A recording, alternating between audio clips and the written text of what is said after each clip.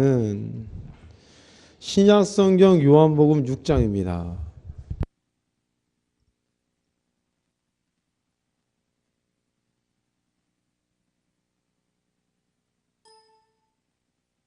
신약성경 요한복음 6장 1절부터 보겠습니다. 다 찾으셨나요? 1절부터 15절까지 같이 읽겠습니다. 시작. 그 후에 예수께서 갈릴리 바다 고 디베랴 바다 건너편으로 가심에 큰 무리가 따르니 이는 병인들에게 행하시는 표적을 보미러라. 예수께서 산에 오르사 마침 유대인의 명절인 유월절에 가까운지라. 예수께서 눈을 들어 큰 무리가 자기에게로 오는 것을 보시고 빌립에게 이르시되 우리가 어디서 떡을 사서 이 사람들로 먹게 하겠느냐 하시니 이렇게 말씀하시면 친히 어떻게 하실 것을 아시고 빌립을 시험코자 하심이라. 빌립이 대답하되 각 사람으로 조금씩 받게 할지라도 200데나리온의 떡이 부족하리이다.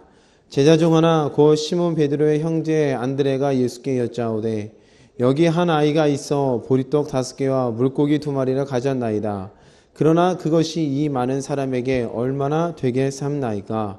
예수께서 가라사대 이 사람들로 앉게 하라 하신대 그곳에 잔디가 많은지라 사람들이 앉으니 수요가 5천쯤 되더라. 예수께서 떡을 가져 축사하신 후에 앉은 자들에게 나눠 주시고 고기도 그렇게 저희의 원대로 주시다. 저희가 배부른 후에 예수께서 제자들에게 이르시되 남은 조각을 거두고 버리는 것이 없게 하라 하시므로 이에 거두니 보리떡 5개로 먹고 남은 조각이 12바구니에 찼더라. 그 사람들이 예수의 행하신 이 표적을 보고 말하되 이는 참으로 세상에 오실 그 선지자라 하더라. 그러므로 예수께서 저희가 와서 자기를 억지로 잡아 임금 삼으려는 줄을 아시고 다시 혼자 산으로 떠나가시니라. 아멘. 요한복음 6장 1절로 15절에는 우리가 잘 아는 말씀이 나와 있습니다. 오병이어의 기적이 나와 있죠. 오늘 본문 말씀에 보니까 예수님께서 15절 말씀에 이렇게 말씀하셨네요. 그러므로 예수께서 저희가 와서 자기를 억지로 잡아 임금 삼으려는 줄을 아시고 5,000명의 무리들이 예수님께서 보신 기적을 보고 억지로 임금을 삼는다. 그러면 그 억지로 삼는다는 그 말은 첫 번째로는 이스라엘 그 당시에 모인 무리들 5,000명의 무리들 수만 명이겠죠. 남녀노소를 다 따지면 그 엄청난 무리들이 예수님의 기적을 보고 당장 자기들의 배고픔과 굶주림이 해결되는 것을 보고 왕을 삼겠다. 이런 사람이 왕이 되면 우리는 굶어 죽지 않겠다. 이런 뜻도 여기 포함되어 있겠죠. 그리고 두 번째로는 그 당시에 로마라는 나라의 압제를 받고 있었던 시기였죠. 로마의 압제. 그러면 이러한 기적을 베풀 만한 큰 왕을 삼는다면은 로마도 충분히 이기고 남겠다. 그러므로 우리를 해방시킬 수 있는 하나님께서 보내신 선지자, 하나님께서 예비한 메시아가 되겠구나. 이런 마음들이 그 마음 억지로 붙잡아다 임금 삼는다는 그 마음 가운데에 포함되어 있는 내용일 거라고 생각됩니다. 자, 그런데 예수님께서는 이런 사람들의 마음을 아셨다 그랬어요. 아셨다. 자, 성경을 또 한번 찾겠습니다. 요한복음 잘 접어두시고요. 4장쯤에도 똑같은 얘기가 또 나와요. 4장쯤에.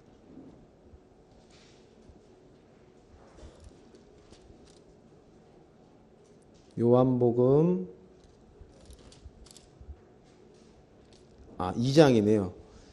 요한복음 2장 23절 말씀 보겠습니다. 요한복음 2장 23절. 6월절에 예수께서 예루살렘에 계시니 많은 사람이 그 행하시는 표적을 보고 그 이름을 믿었으나 예수는 그 몸을 저희에게 의탁지 아니하셨으니 이는 친히 모든 사람을 아심이요 또 친히 사람의 속에 있는 것을 아심으로 사람에 대하여 아무의 증거도 받으실 필요가 없음이니라. 예수님께서 많은 기적들을 행하는 것을 보고 많은 사람들이 예수를 믿었고 따랐다고 했어요. 그런데 예수님께서는 그의 몸, 예수를 그 사람들에게 부탁하지 않았다 했습니다. 그 이유가 24절에 친히 모든 사람을 아셨다 그랬어요. 25절에 친히 사람의 속에 있는 모든 것을 아셨다. 그러면 요한복음 2장 말씀에도 보니까 예수님께서는 사람의 속과 마음의 중심을 알고 계셨기 때문에 굳이 예수님이 그가 정말로 메시아다 뭐 이렇게 인정받지 않더라도 하나님의 뜻을 수행하고 하나님의 뜻을 완성하기에 부족함이 없기에 그들에게 몸을 의탁하지 아니하실 뿐만 아니라 이미 그들의 마음 가운데는 이런 내용들이 깔려 있겠죠. 배고픔으로 우리를 해결해 주실 수 있는 실제적인 왕, 로마의 압제로부터 우리를 해방시켜 줄 지도자, 이런 것들을 이미 예수님께서는 속에 알고 계셨기 때문에 사람들에게 자기의 몸을 맡기거나 이렇게 함부로 지도자로 세우는 일들을 거부하셨다는 겁니다. 그럼 예수님의 입장에서는, 우리의 입장에서는 뭐 하나님이니까 당연히 알겠다 그렇겠지만 예수님도 성경에 보니까 육신으로 오셨고 배고픔과 추위와 또 외로움들도 예수님께서는 느끼셨겠죠. 특별히 이 외로움이란 부분이 아마 크게 예수님께서는 와 닿으셨을 것 같아요. 왜냐? 예수님께서는 항상 하나님의 나라와 하나님의 지식을 갖고 오셨잖아요. 특히나 그 뽕나무, 기한이 되지 않는 뽕나무에게 열매를 내라 얘기 아시죠? 이제 속지 않으시네요. 무화과나무. 오후 시간에 또 조실까봐 뽕나무로 하니까 또. 그 무화과나무 열매를 내라 하시는 이야기를 아실 거예요. 무화과나무. 이 이야기가 단순히 무화과를 걱정해서 하는 얘기가 아니라 예수님께서는 영생의 세계, 하나님의 나라에서 오셨죠. 그 세계는 에스겔서나 이사야 말씀해 보니까 달마다 과실을 맺힌다. 거기에는 따도 먹어도 계속 생긴다. 이런 동네가 바로 영생이 있는 세계, 하나님의 세계였다는 거죠. 그럼 예수님이 이 땅에 오셔서 비록 육신의 몸을 입고 오셨지만 예수님께서 갖고 계신 천국, 하나님의 나라, 예수님의 실제는 물론 땅에 딛고 있는 이 세계도 실제이겠지만 참된 실제는 하나님의 나라가 되겠죠. 맞나요? 그럼 하나님의 나라의 지식을 갖고 예수님께서 오셔서 명령하셨을 때에 예수님께서는 지극히 당연한 것을 요구하신 겁니다. 하나님의 나라에서. 맞죠? 하나님의 나라에서는 얼마든지 따먹어도 또 되니까 기한과 때가 필요 없다는 거예요. 언제든지 얼마든지 영생의 열매를 내니까. 근데 예수님께서는 이 땅에 오셨을 때 열매를 내라. 근데 내지를 못해. 저주해버려. 사람들의 입장에서는 이게 불합리해 보고 할지는 모르겠지만 예수님 입장에서는 당연한 거예요. 당연한 거. 그러면 이런 괴리와 이런 차이 속에서 예루살렘 마음 가운데는 굉장히 외로움이 있겠죠. 여러분이 말씀 깨달으신 다음에 마음 가운데 허전함이 있었죠. 이 말씀을 알아들을 만한 사람이 많지 않다는 것을 여러분들 알고 계시죠. 쉽게 얘기해도 뭐랄까 이상하다고 이야기하고 오해하고 조금 이렇게 이상하게 보고. 그러면 그런 것들 속에서 여러분의 마음 가운데 뭐가 느껴져요? 그렇죠? 이해가 되시죠? 전 더군다나 목사님 때문에 이런 것도 더 많이 느끼는 것 같아요. 말씀을 대하는 목사님들 대해서 이야기하다 보면은 자칫 잘못하면 싸움으로 되겠더라고요. 그럼 그때마다 입을 닫아버려요. 입을 닫으면은 이제 저는 또 이 안에서 이런 마음을 좀 느끼겠죠. 근데 여러분들도 마음 가운데 복음을 깨달으면은 이 길이 육신과 마음으로 외롭게 느껴지겠지만 반대로 하나님의 말씀과 하나님의 뜻대로 가는 길이기 때문에 좀 외롭다, 알아주지 못한다, 들어주지 못한다, 나 혼자만 좀 외골수로 가는 거 아니겠느냐라는 생각이 들 수도 있겠지만 하나님께서 인정하신 생명의 길이기 때문에 여기에는 반드시 하나님께서 주시는 복과 은혜가 따라오는 줄로 좀 믿으시기 바랍니다. 할렐루야. 그러면 여러분들이 깨달은 그 길을 감에 있어서 조금 당당히 가세요. 당당히. 그렇다고 뭐 교만한 모습으로 가면 안 되겠죠. 당당함을 갖되 많은 사람들에게 순리적으로 알려줄 수 있는 지혜와 지식과 겸손을 갖추고서 그 길을 가신다면 여러분들 그 길은 외로움으로 끝나지 않고 생명과 열매와 복과 은혜가 나타나는 정말로 하나님께서 살아서 역사하시는 것이 무엇인가를 보게 되는 역사의 현장인 줄로 믿습니다. 아멘. 그럼 오늘 이렇게 예수님께서 외로움을 느끼셨어요. 그 외로움을 느끼셨을 때에 아버지 입장에서 여러분이 찬양에 대해서 공부하시면서 많이 들으셨잖아요. 찬양. 찬양은 구원받은 사람이 노래하는 게 바로 찬양이죠.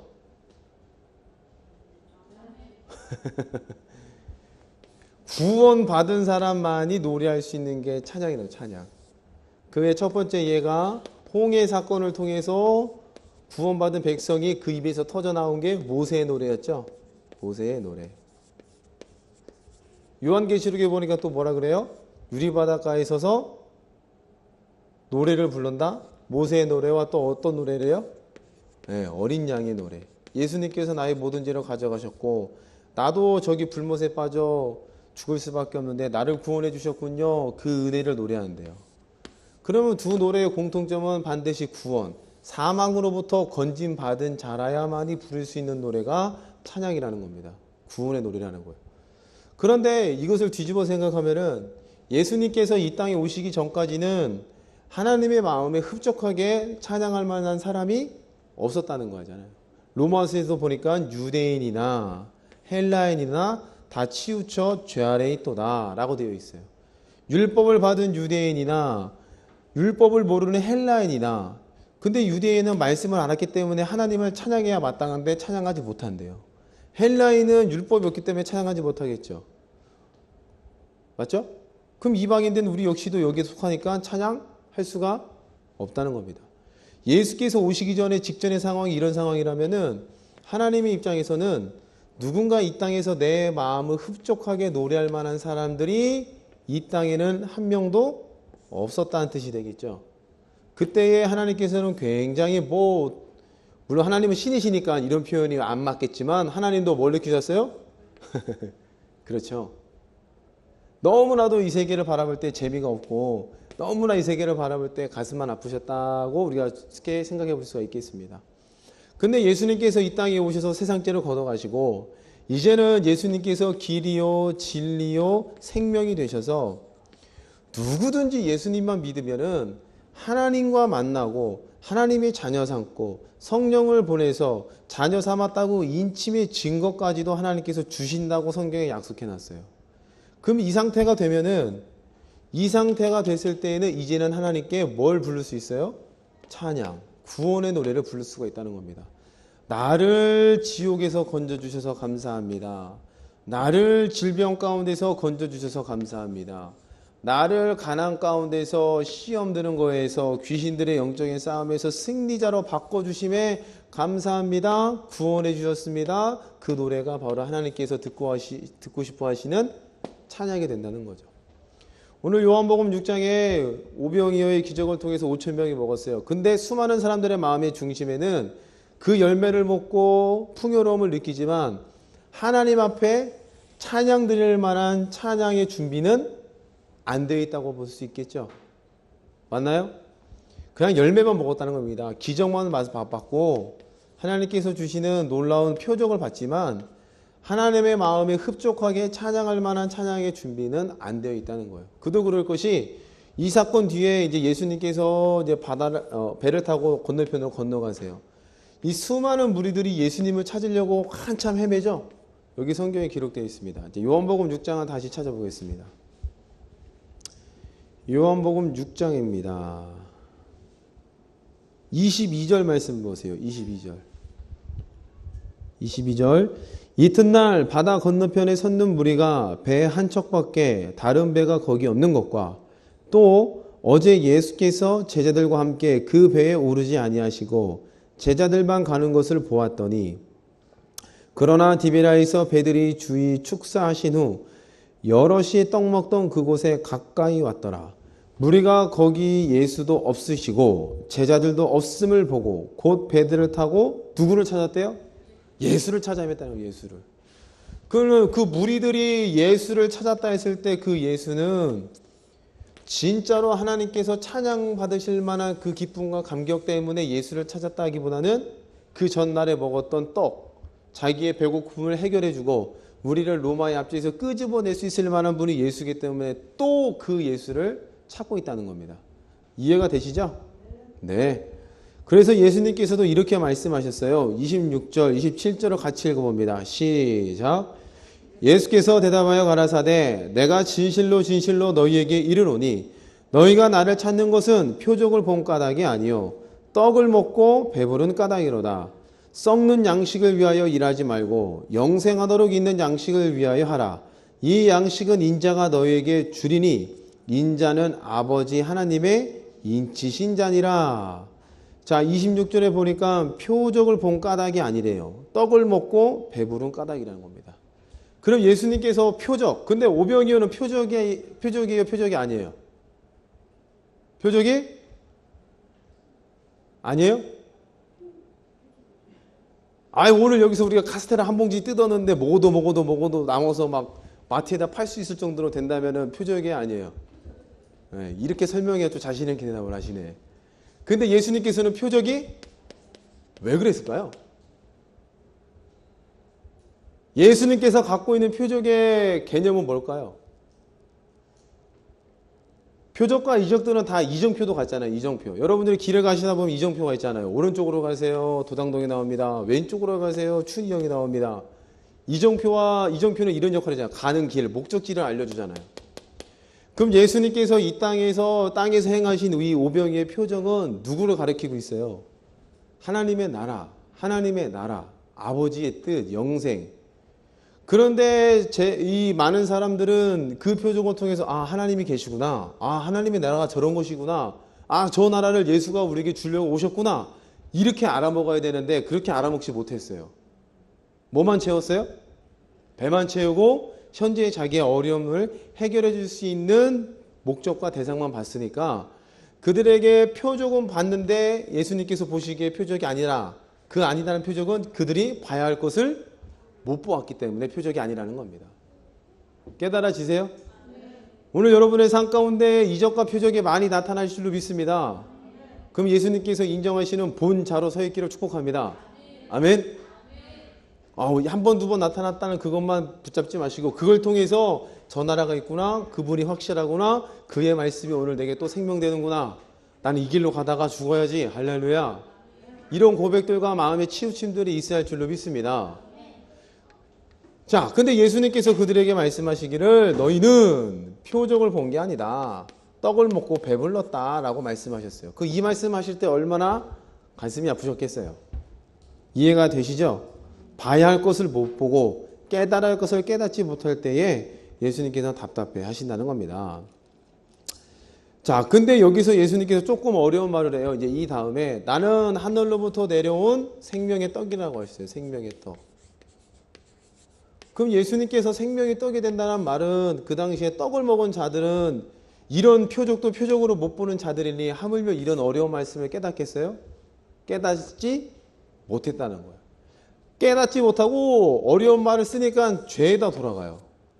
돌아간 다음에 이제 누구만 남느냐? 제자만 남았습니다.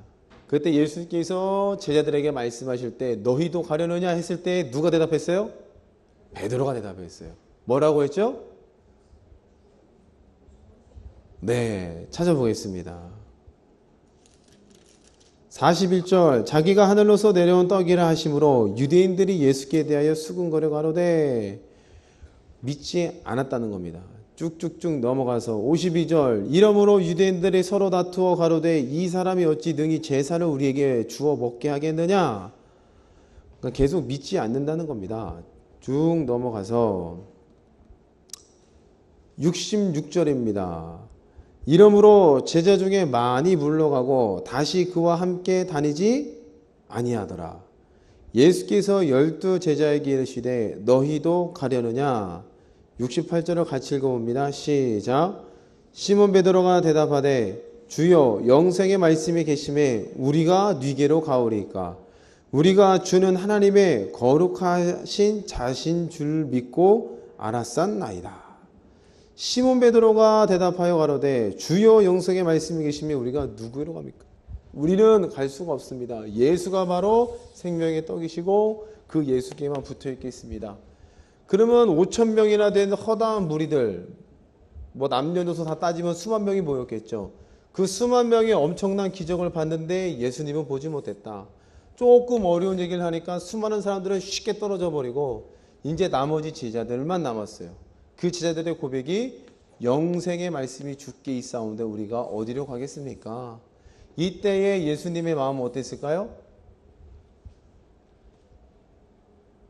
뭐 주님만 아시겠죠. 그런데 이때 이 베드로의 고백을 듣고 성경은 기록되어 있지 않겠지만 예수님의 마음 가운데는 기뻐하시는 마음이 있을 줄로 믿습니다. 그래, 그래도 너희가 제자구나. 그래, 너희가 그래도 내가 복음을 맡긴 자이들이구나. 그러면서 사명을 맡기시고 그들에게 성령을 부으셨죠. 오늘 저와 여러분의 마음 가운데에 하나님의 입장에서, 예수님의 입장에서 이 시대를 바라볼 때 진짜로 찬양할 만한 사람이 몇이나 되는지 한번 곰곰이 한번 따져보시기 바랍니다. 그리고 여러분들 한 사람 한 사람이 정말로 내가 하나님께 찬양 드릴 수 있는 구원받은, 진실로 구원받은 자라면은 예수님께서는 사람의 속을 아셔서 그 외로움 가운데도 묵묵히 주님의 사명을 감당하셨다면 제자된, 자녀된 우리들도 이 시대가 똑같이 복음은 있지만 복음을 믿지 않는 자들로 가득 차 있어서 어찌 보면 외로운 길이 될 수도 있어요. 말씀의 길을 따라간다는 것은 외로운 길도 있어요. 외로운 시간도 있어요. 말씀의 길을 따라가다 보면은 때로는 말씀에 따른 믿음의 실현의 시간도 있다는 겁니다. 그러나 그 길을 아버지의 마음을 알아서 정말로 하나님께 찬양 드릴 수 있는 구원받은 자로서 그 길을 간다면은 결코 외로운 곳으로 끝나지 않고 하나님의 은혜와 하나님의 역사하심들이 그 길 가운데는 반드시 따라오게 되는 줄로 믿으시기 바랍니다. 할렐루야. 이번 한 주간도 여러분이 처한 환경 가운데 외롭게 덩그러니 서 있을 수도 있어요. 근데 거기에 눌리지 마시고 여러분의 속에는 성령도 와 계시고 여러분의 속에는 옛 것과 새 것을 쓸 수 있는 천국의 제자된 서기관이 되셨으니까 그것을 꽉 부여잡고 이 길을 기쁨으로 믿음으로 걸어가기를 축복합니다. 아멘.